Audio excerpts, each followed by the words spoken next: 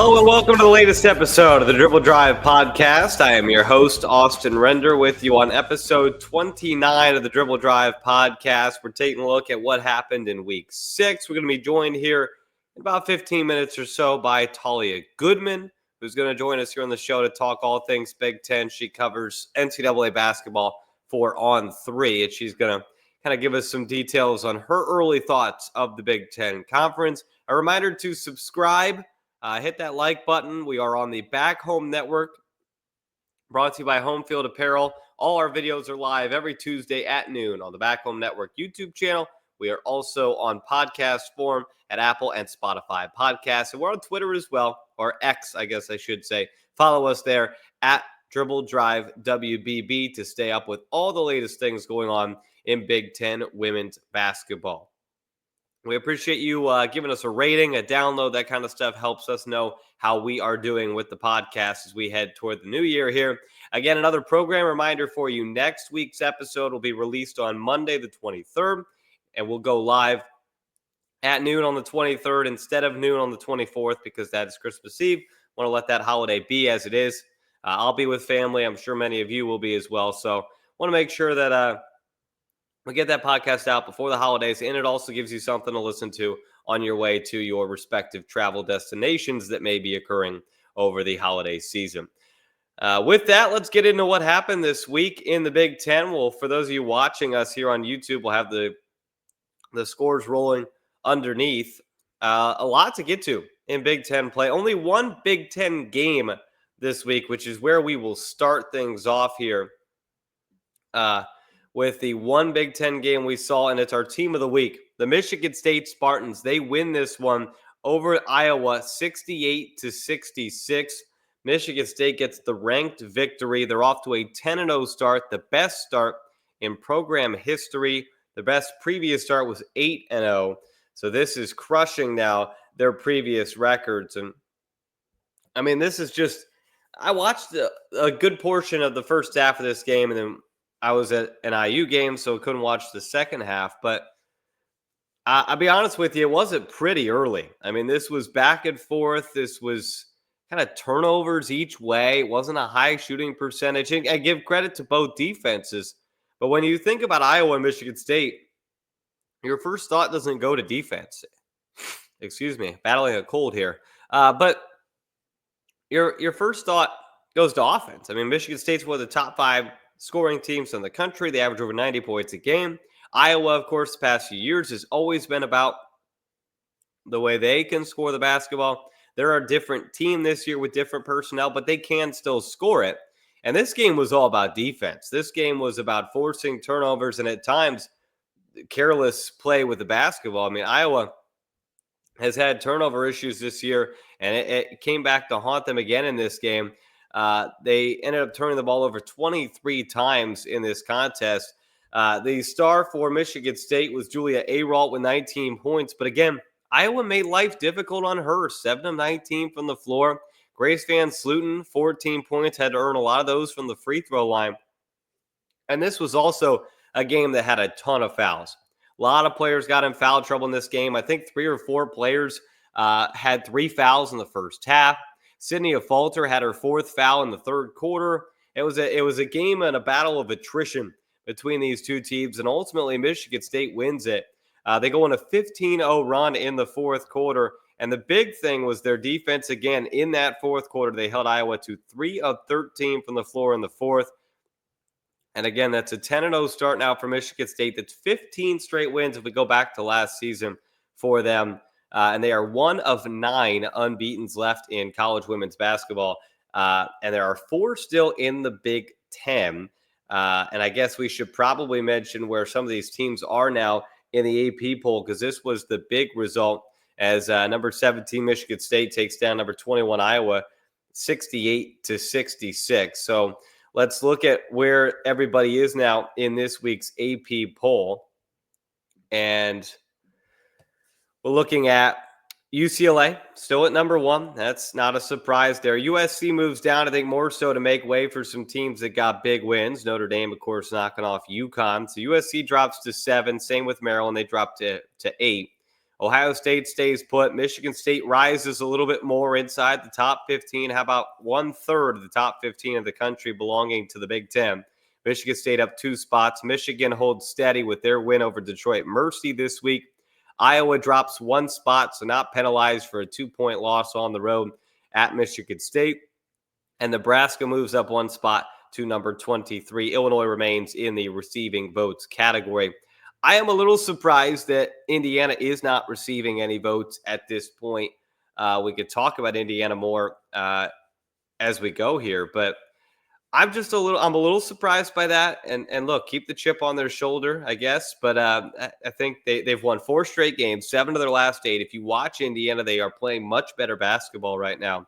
They have a road win at Penn State. They have a neutral site win over Baylor and Columbia. They have a home win over Stanford. There's a decent amount of meat on the bone for Indiana. I'm not saying they should be ranked. They are 8-3. But I am a little surprised that there's not anything being thrown Indiana's way in terms of votes. But they have a pretty sparse schedule here coming up. They're going to play Oakland this weekend and then have another week off, play Wisconsin the next weekend, another week off, and then host UCLA. So they'll have a chance here to start kind of proving themselves, but it's very spaced out over the next couple of weeks for Indiana. But that's just a side note. That's your top 25. There's still 8 Big Ten teams ranked with a 9th receiving votes. So that's what's going on in the AP poll. Let's kind of keep going through what's been going on around the Big Ten. And we'll go to our player of the week, Sarah Williams. I don't know if you guys saw this. It was on Flow Hoops, so many don't see things that happen on Flow Hoops. But Sarah Williams, 36 points, 14 rebounds in the double overtime win over Butler. It was our game of the week as Wisconsin wins 71-64. We're going to talk to Talia about this in a moment because I know she was there. This was a fantastic basketball game. Came down to the wire, and Wisconsin goes in on the road. These are the types of wins you got to get if you're trying to kind of build yourself up from the bottom third of the Big Ten into that middle contending tier. They outscored Butler 12-5 in double overtime, but they got to overtime by some great play from Natalie Leitzinger and Sarah Williams. Natalie Leitzinger hits the game-tying 3 with about 1:58 left, hits another one in overtime. And then Sarah Williams had the game-tying layup with 17 seconds left in the game. 2 of her 36 points. It's a career high. It's the 5th most by a Wisconsin Badger and the most since the 2007-2008 season. She's efficient from the floor, 50%, 14 rebounds, 3 blocks. This was a game that Butler came out, got off to a good start, and Wisconsin was down 9 at halftime. Caroline Strandy got hurt for Butler, and that kind of changed the game, and Wisconsin took advantage, got it to overtime, and ultimately out-battled Butler down the stretch. But road wins are important when you're working like Coach Mosley is to try and work this program up into the middle of the Big Ten. You got to get these types of road non-conference wins. So good start for Wisconsin. You think about what they've done lately. They inch out that win over Rutgers by 2, and then they inch this one out in double overtime over Butler. Winning is always better than losing, and Wisconsin is doing that very well. So again, Sarah Williams, just incredible. 36 points, 14 rebounds in a win over Butler. Another game that happened this week that involved the 21st ranked Iowa Hawkeyes. They won the Cy-Hawk game 75-69 over the 18th ranked Cyclones of Iowa State. So we talked about the losing side of the week for Iowa, but how about the winning side? Lucy Olson, a season high 25 points. Sydney Falter starting to look good. Remember when we had Raina Harmon on, she mentioned she had kind of a procedure in the offseason that she missed some games early, kind of had to work her way back. 16 points in this one for Sydney Falter. Hannah Stalkey with 13 and 9. Iowa forced 21 turnovers and only turned the ball over themselves 9 times, which was big because that was coming off the heels of the 30 turnover game against Tennessee. They went on a 15-2 run in the fourth quarter to grab the lead and never gave it back. And that's 9 straight wins inside Carver Hawkeye Arena for Iowa over their in-state rival. And here's a stat for you for Iowa. They have not lost back-to-back games since November, December of 2022. So it has now been 2 full seasons without losing back-to-back games for Iowa. That will be put to the test this week when they play Northern Iowa on Friday. I don't expect that to happen by any means, but they are coming off that loss to Michigan State. So Iowa goes 1-1, a ranked win at home. They lose by 2 in a ranked game on the road. All in all, it's certainly not a panic week for Iowa. A good win, come from behind win over the Cyhawks, or I should say the Cyclones, to win the Cyhawk Trophy. Other stuff that happened this week, let's give a shout out to Kaomi McMiller. I don't know if you guys saw the play on social media, but it was absolutely sensational what Kaomi McMiller did. It was a little like behind the back twist. I'm not athletic enough to even try it, but it's just incredible. She put up 27 points a game, 10.5 rebounds a game, double-doubles in both her games this week, had a 30-piece earlier in the week. And Rutgers is also kind of doing what Wisconsin's doing, trying to figure out where they stand in the conference, trying to make that step up. They crushed Fairleigh Dickinson and Wagner this week. Kaomi McMiller, 2 double-doubles. China Cornwell at a double-double. Destiny Adams a double-double. They do a really good job rebounding the basketball. They will be a tough out in the Big Conference. Kaomi McMiller is a big part of that with her performance, 2 double-doubles this week. Some other performances we should shout out in the Big Ten this week that did not get my Player of the Week nods. How about Kendall Bostic, easily becoming one of my favorite players in the conference. 2 more double-doubles for her this week, averaging 19.5 points and 13 rebounds a game. Shout out to Alexis Markowski of Nebraska, averaged 16.5 a game this week and reached 1,500 career points.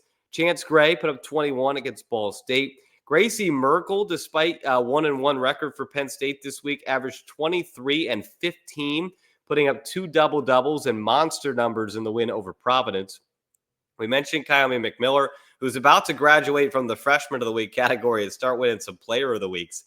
Lauren Betts, another double-double, 22 and 10. Juju Watkins with 26 points.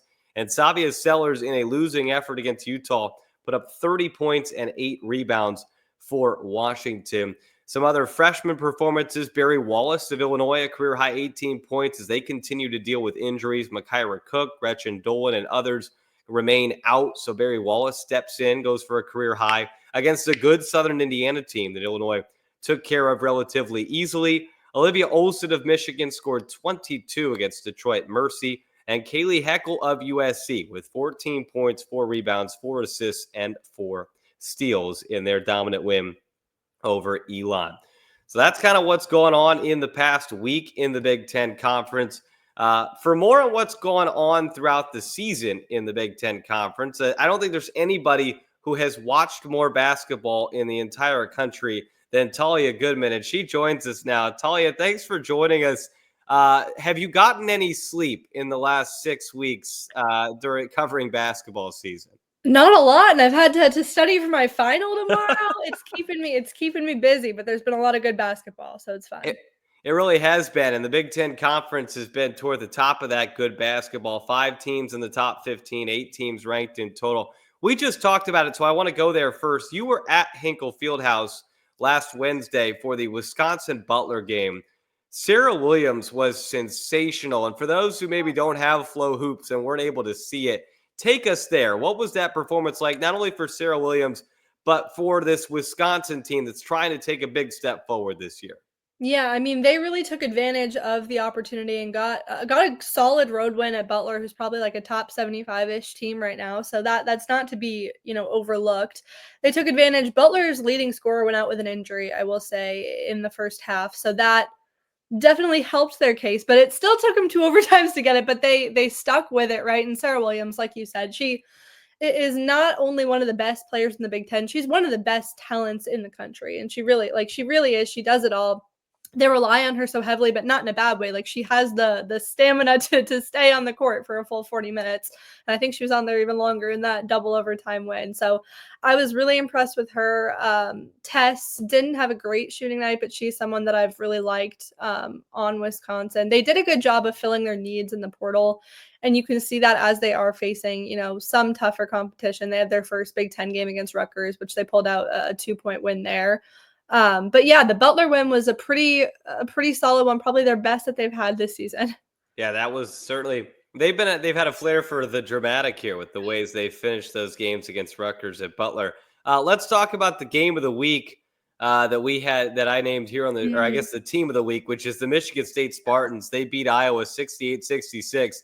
I got to watch about a half of this before the IU game, and I'm gonna be honest, it was a little sloppy. Yeah. I know it got better in the second half. I'm sure you had your eye on this one. What impresses you about this 10-0 start from Robin Fralick at Michigan State? For me, and this is just solely from that game I wanna speak to, is just their fight and the fact that they didn't give up. Like, Iowa took pretty sizable leads a few times, and I got to the point where I was like, "Alright, I'll switch the game. I think they're out of it now. I'm getting ready to change the channel." And they go on a 9-0, 14-0 run or whatever it is, and they come right back into it. And I'm just impressed with how many pieces they have that are able to be impactful, right? They don't have I mean, they have Julia, who is a star in her own right, but they don't have a Lucy Olson. They don't have a star. But they have a lot of really, really important contributors. And it was just Robin Fralick's teams. They fight hard every year. They fight hard. And it's even more impressive now. You go back to their Thanksgiving tournament that they had. And you look at those 2 wins that they notched over Vandy and Cal, who are both in my top 25 right now, and that just becomes even more impressive to me that they did that on a neutral court. Cal is someone who I'm really high on right now. And yeah, I think they have like one of not they're up there with the best resumes in the country because they haven't lost and they have 3 top 25 wins right now. I mean, it's pretty good job there.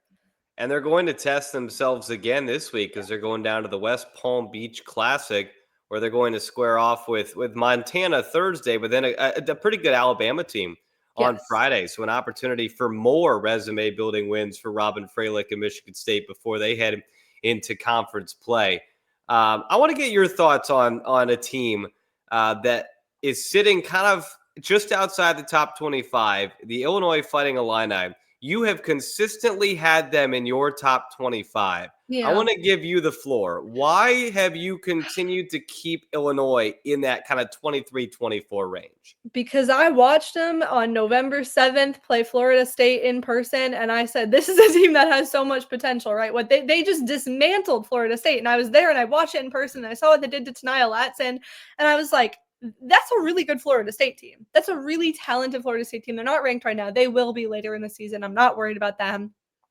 What Illinois did to them was just so impressive to me, and just the amount of returning talent that Illinois has right now is rare in this landscape. And so I'm impressed with, especially Kendall Bostic in that game was who really stuck out to me and who I've been watching pretty closely. And it's really impressive what Shauna Green has been able to do over the last few years. And obviously last year was a little bit of a down year from her first season. But I think this is the year that it'll come together, and their losses are not bad losses by any means. I don't blame them for them, especially that Ohio State one on the road. That's a really tough environment to play in for your first Big Ten game. But yeah, for me, and maybe it is just because I was there in person and just seeing it in person does something a little bit different to you. But I saw them week 1, and I said, if that's them week 1, like imagine them later on.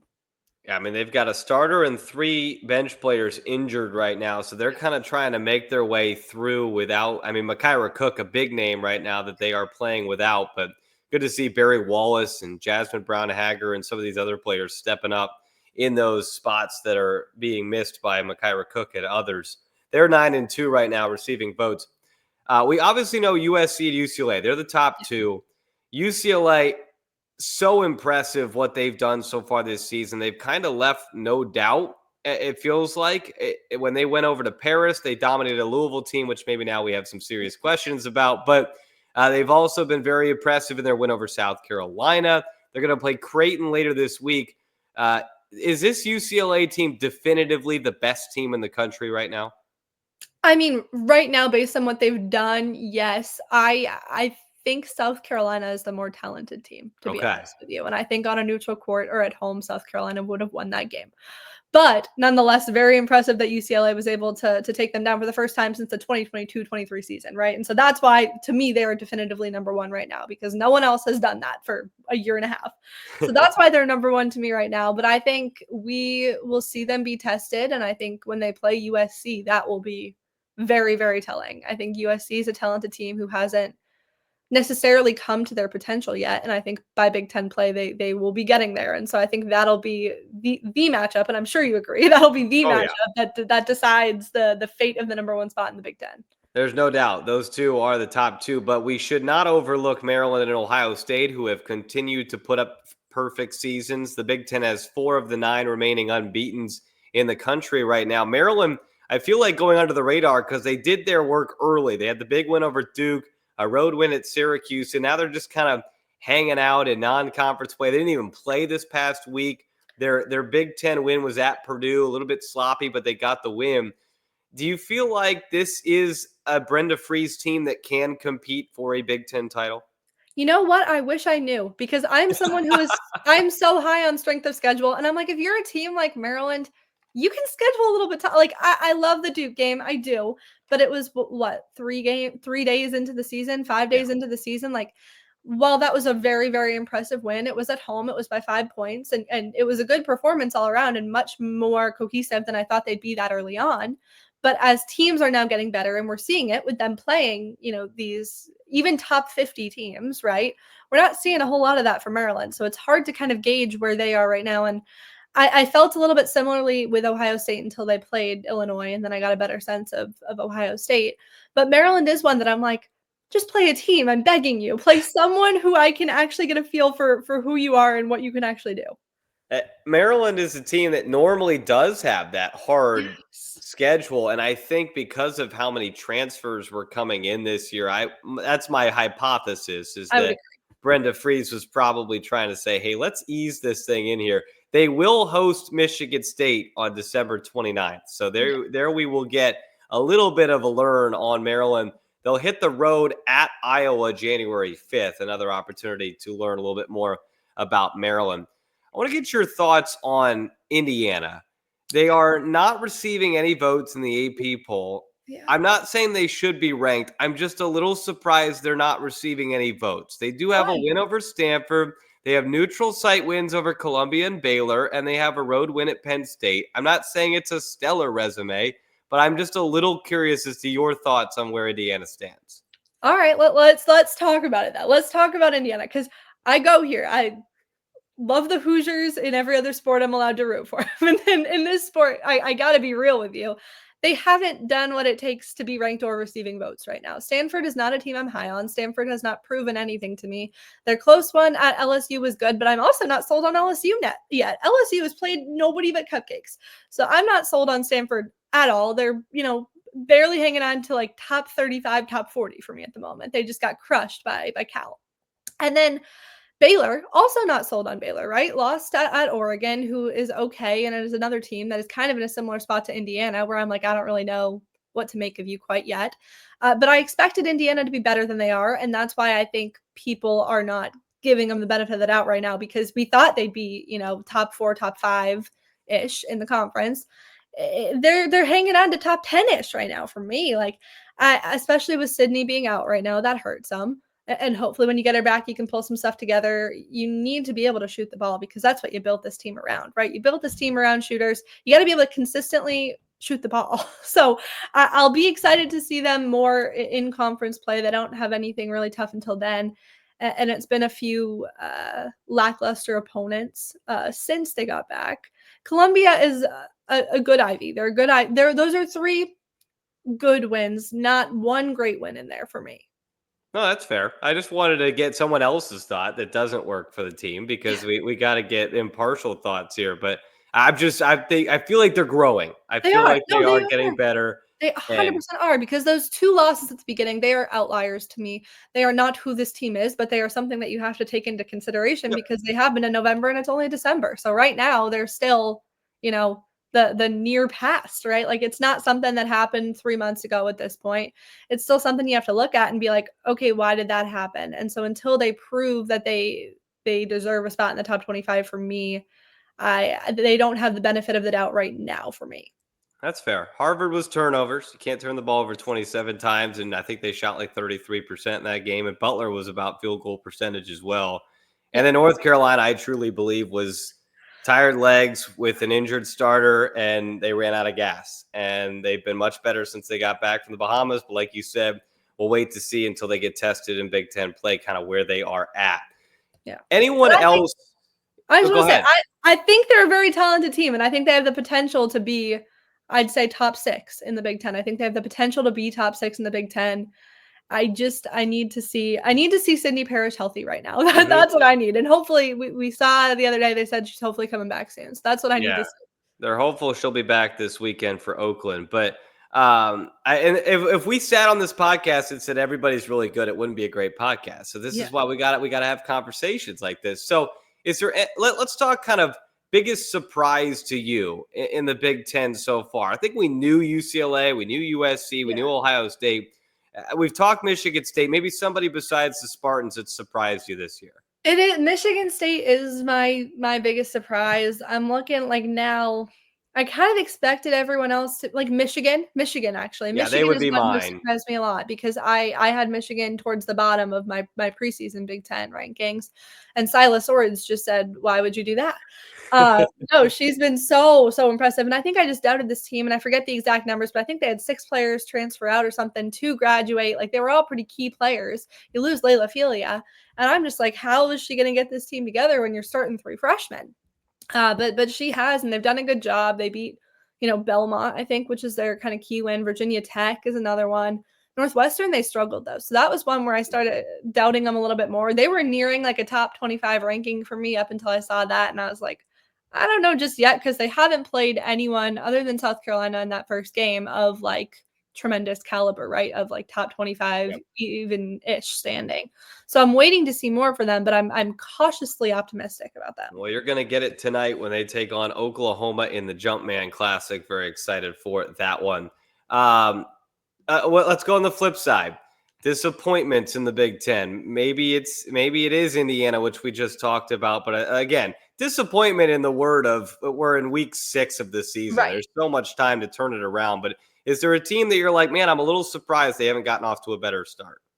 Yeah, I mean, maybe it's Indiana for me. Maybe it's Nebraska who couldn't beat Creighton on the road. I thought they'd be able to, and that was their only big test. So like I see them ranked in everyone's top 25, and I'm like, what have they really done to be there right now? I don't think they've earned it quite yet. I think they're talented, but also losing Natalie Potts hurts them a lot. Yep.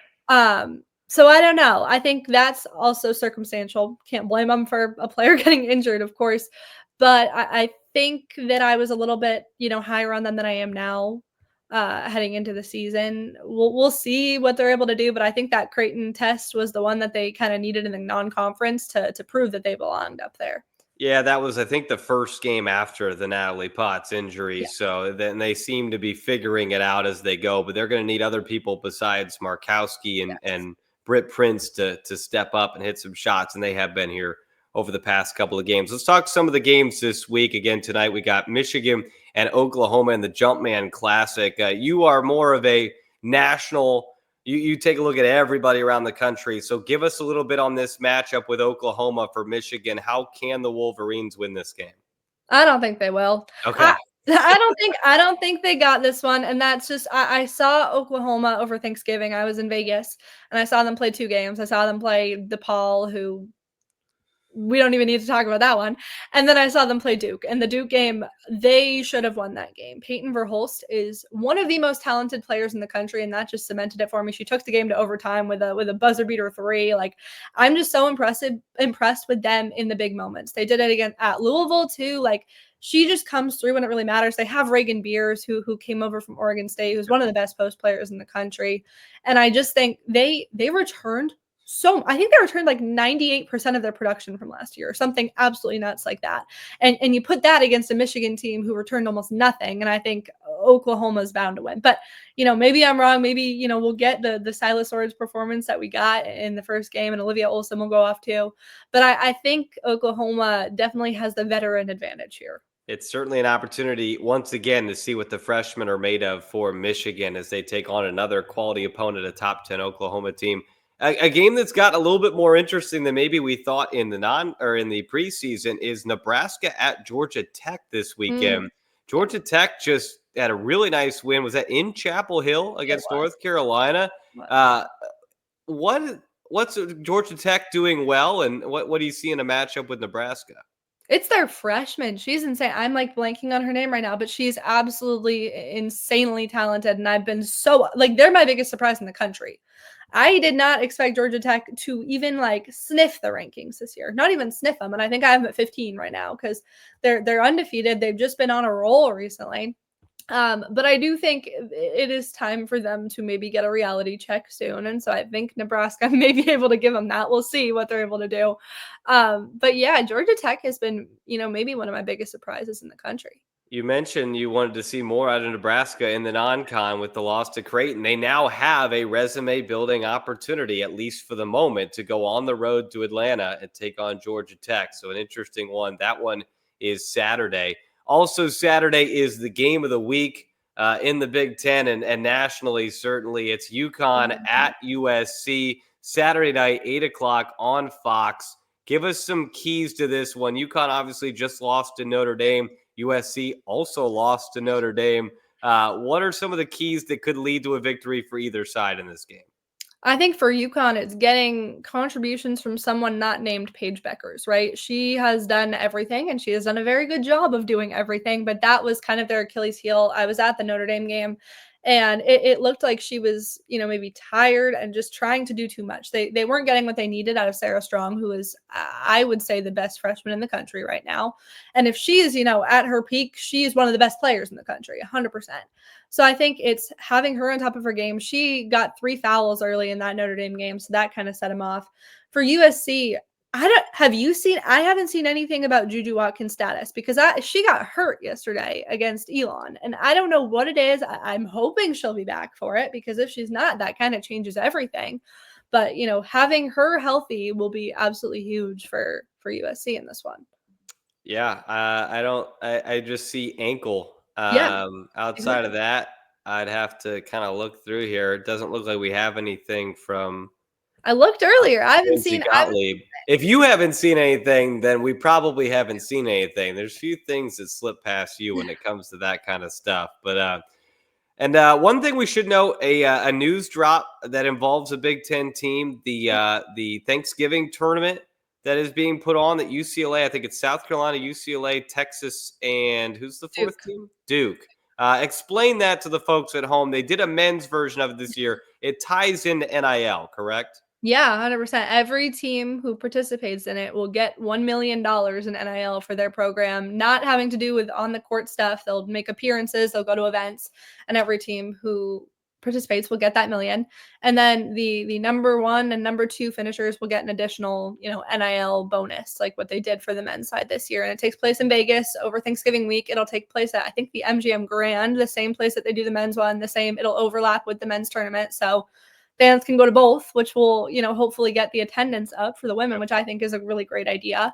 But yeah, it's interesting to say the least. Like, I think it's great that they're doing what they're doing on the men's side for the women's side, but Yep. it's weird to see that this is what it has become, right? Is that NIL is playing into the MTEs now. Like, it's just weird to see it kind of following every aspect of college athletics. What a strange college basketball landscape we live in now, but UCLA will be a part of that next year, along with Texas, Duke, and South Carolina. A loaded field certainly should produce some good games. Well, Talia, we appreciate your time. I'm not going to keep you longer. Your dad would be mad at me. You got to go study for finals. Thanks so much for joining us. Where can people keep up with your work throughout the women's college basketball season?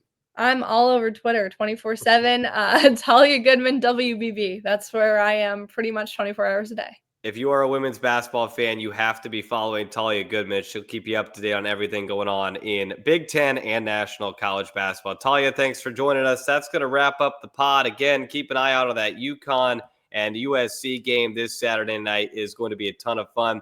Do want to give a couple of shout outs. Corey Close, 297th career win. Now the winningest coach in UCLA women's basketball. Shauna Green got her 50th win at Illinois, tied for the fastest of any Illini coach. Chloe Moore McNeil with her 400th career assist. How about Kendall Bostic, third most double-doubles now in Illinois history at 41. And Juju Watkins is up to 20th on the USC scoring charts. And folks, she is, 11 games into her sophomore season. It's incredible what she's doing there. Well, that'll wrap us up. Again, a reminder, next week we will drop on Monday instead of Tuesday because of the Christmas holiday. Thanks to Talia Goodman for joining us. I'm Austin Renner saying so long from the Dribble Drive podcast. Keep an eye on us on YouTube, the Back Home Network YouTube channel. Another great week of Big Ten women's basketball. We'll talk to you guys next week.